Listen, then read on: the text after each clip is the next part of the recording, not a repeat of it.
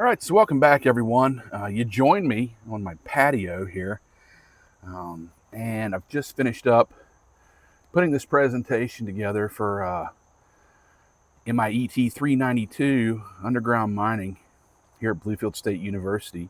And I've titled it Digging Deeper into Room and Pillar Mining. So with that, let's just jump right in, and I'm going to give just an overview of room and pillar mining and what that means for us in this course, and how we're going to approach, studying the individual topics. So what is room and pillar mining? If you remember this slide from, I think, the introductory lecture, I chose it because, it's a stone mine, so you get much smaller pillars, and you can clearly see the excavated openings, which are the rooms and the pillars that have been left behind to support the overlying overburden. So where is it used? It's typically used in tabular or relatively flat-lying deposits. So they don't have to be, completely flat. They can be moderately dipping. They just can't be vertical because, at some point, you're even if you had a room and pillar mine vertical on its side, you're going to switch to some sort of caving method so you can draw the material, coal or otherwise, down dip and haul it out that way. That way you're using nature to help you. But typically flat, okay, or moderately dipping. Coal is probably the biggest example of that in this area. Nearly half of the U.S. production comes from room and pillar methods compared to longwall, right? So, of the underground mining, it's pretty close to 50-50. It's also widely used in limestone and dolomite. It can be used in some hard rock. If you have a flat, tabular ore body, typically used in salt, trona, gypsum, potash, the other evaporites, and that sort of thing. But for us in this class, we're primarily going to focus on two types of room and pillar mining, or two commodities, that is coal and limestone. That's what's around us primarily, and that's the two we'll be covering in the most detail.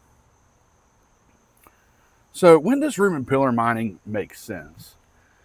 We mentioned before geometric constraints. If you can't fit in a longwall, then room and pillar mining makes sense. Or you're mining in subsidence sensitive settings. So say there's a protected structure or something like that. You either have to move the longwall around it or use a room and pillar technique. If you have prime farmland, as common out in the Midwest, room and pillar techniques there. If your reserve body just requires increased flexibility, okay? If you're not sure what's there sometimes, right? Or you're mining up to a boundary that's based on geological constraints. If you need extra flexibility in your mine plan, room and pillar is the way to go. And finally, if you don't have enough capital, so the capital expenditures for a room and pillar section are a lot less than they are for a longwall, right? Which goes back full circle back to the geometric constraints. If you don't have enough coal there to pay for your longwall over time, then it doesn't make sense. So that's when you're probably going to be using room and pillar techniques. A little bit of terminology here. If you look on the screen, let's see if I can turn on. Let's see what this does. Oh, wow, a laser pointer. Sweet. Let's get that back up. Here we go. I think I've been forgetting about that. So in this case, you have a room and pillar mine laid out with sweep ventilation. So you have intake air coming up one side, return air going down the other side. And so you don't have, for example, intake air coming up the middle and then returns on each side, which is the most common ventilation method today that I know of. So we got ventilation here. We have what are called the east mains. Okay, so they labeled these because they drove these towards the east. To the north, you have a sub-main driven. Sometimes that would be labeled maybe one north sub-main, something like that. And then you have panels going off to the east. In this case, they're labeled, first east, second east. You can also call them one right, two right, something like that. It would be typical naming for panels you would see on a mine map. Here you see Unit 1 and Unit 2 are mining side by side, right? So you have air going up to ventilate the first face, then going across overcasts to hit the return. You also have overcast for the intake air coming up. So you have two splits of air right here in this drawing, this conceptual drawing. In between the mains and the panels, or the panels themselves, you have barrier pillars. And whereas within the panels themselves, or mains or sub-mains, you have what they call chain pillars. You have chain pillars and barrier pillars that are depicted on this map. You also have stopping lines, which separate airflow, right? So you're separating either intake and return, or intake or return from the neutral, okay? And so that's what's on this map, and some terminology you're going to hear in this course. The next map we have is a little bit different. So the large hatched area here are where pillar retreat has been conducted. And so you have a lot of pillars that are completely removed, some that are partially removed, some that were initially, looks like they've been split. You also have a gas well protection pillar at the bottom of the map, right here. So this is something that you might encounter at some point. Other things on the map. You can see when it was mined. In this case, 1983 are the take-up dates on both sides here. Occasionally, you'll find a map like this, and this part was mined, say, for example, in the 70s, but right over here wasn't mined until the 90s or something. So you can get significant differences nearby because there's a barrier pillar here, as you see, but also they did cut through it for presumably ventilation here in this case. At the top, this looks to me to be like a protected structure. And you can see that they did not extract this pillar or half of this one to not extract the pillars underneath this. That's what I see here. Also, overburden depths on the map here is 1,050 feet. It looks like to me. That could also be co-elevation. So I'm not actually sure which of those is on this particular map. You can also get an idea of when room and pillar mines were conducted in the past based off what they look like.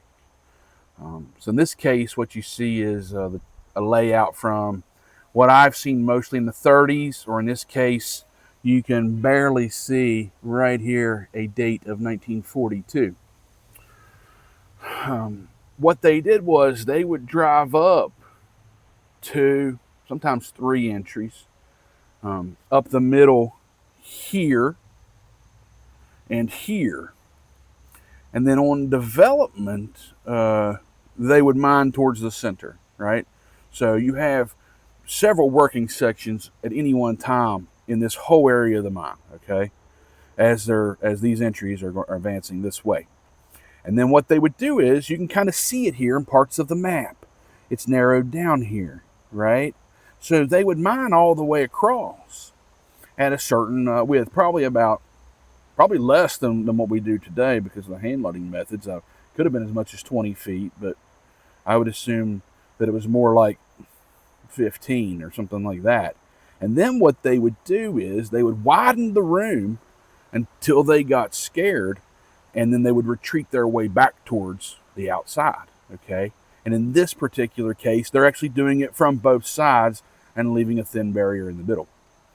A lot of times, historically, when we've drilled sites like these, all of this is collapsed, okay? You just get broken core material and indications that subsidence has occurred. So like separations in the cores, that sort of thing. So that happens in a lot of the cases. So when you're looking at multiple seam interactions, it's likely that all this is gob area, and that's all that's left are these barriers, if they are large enough to support the load. So we'll talk about that in more detail when we get into the multiple seam interactions section of the course, which is going to be instrumental in sort of final answers for the project in this class. We'll cover some operations and sequencing. This is an example of, we do have in this case split air ventilation. As you can see, I've got it turned on its side for clarity, I guess you could say, just so it's bigger. But here you have intake coming up the middle of the panel and returns on both the outsides. It's not a modern drawing. There is things going on here. You see intake air on the belt, and then a separate intake airway. I've seen some maps labeled smoke-free entry or something like that, and that's not quite how we typically do it today. But sort of ignoring that part, you do see a typical cut sequence here. We'll get more involved in cut sequences and how to sort of optimize those. This drawing's cut off a little bit short. Generally speaking, for most sections, you'll want to advance the center entries ahead of everything else, unless you have a specific reason to do so. One thing I can think of would be, like if you had a lot of horizontal stress, you may want one of the outside entries to take that beating first, and so you'll develop it out ahead so it pre-softens. But we'll get more into that when we get into the ground control, roof control section. We'll also give examples of pillar retreat cut sequences. In this case, you see traditional Christmas tree method, although it looks to me like, based on the breaker posts and post set in the crosscut, that I can't tell if this is either for one set of MRSs or two, but you don't have like breaker line timbers in this drawing, so you are expected to have mobile roof supports of some amount here. And we'll get into what drawings like this will look like for different sorts of layouts, if you're using two sets of MRSs, one set, or just timbers in general. And yes, okay. We will cover just basic ventilation. Currently, the curriculum of this program consists of two individual ventilation courses. So we will not be going into detail into that at all in this class, but it'll just be basic. Here's what these ventilation controls are on a mind map. Here's what it means to you as someone who's not a ventilation engineer at all. Okay, we'll think of it that way, I guess. And go from there into roof and rib control, which is going to be a big component of this. We'll have to spend at least an entire week on this topic, because there is so much to cover. But once again, this is just going to be basic level stuff. Well, intermediate. We'll call it intermediate level. Intermediate, because we're going from just one seam to having more than one seam, but you can still solve all of these using our current software that's out there, which I'll be giving you a list of shortly. So that's going to be a big part of this. We'll discuss the different types of roof bolts or rib bolts too. We'll discuss the different types out there, what they're used for, how they work, that sort of thing. And we'll also talk about the most commonly seen standing supports. Here you see cluster props, which are basically three prop setters put together.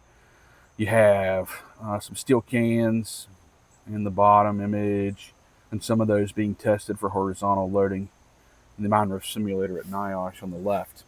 But we'll talk about some of those are more commonly used in long walls and not typically used in room and pillar unless something major is going on.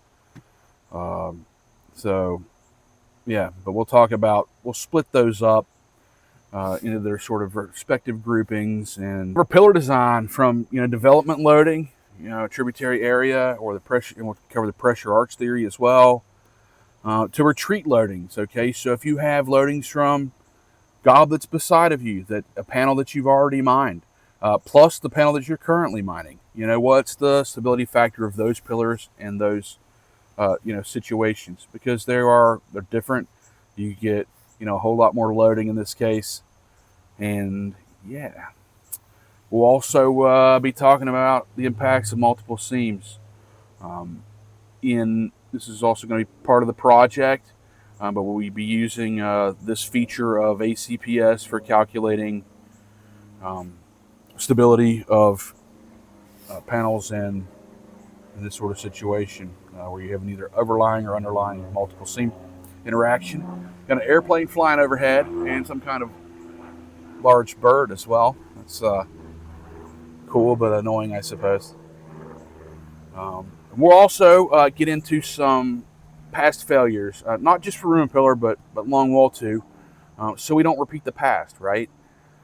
This is an example of a multiple seam interaction that resulted in 2 burst cold pillars. It resulted in a double fatality, and it's important that we remember this, these sort of incidents, so that, like I said, we don't repeat this in the future, right? So we've been talking about some of those. Okay, so that concludes digging deep into room and pillar mining. This has been basically the sister presentation to the longwall mining going deep video. So to give you an idea of what future weeks are going to look like, next week is the Bluefield Coal Show. So I'm going to be there. I hope to see a lot of people there, you as well. So with that, I'm going to give one major sort of lecture for next week, instead of typically trying to get in 2. So, and that's going to cover a pretty big topic, and that's important to us, and that is longwall shield design. So I've got that basically ready to go for next week, and that's what we'll be discussing. So with that, thanks for watching, and have a great weekend.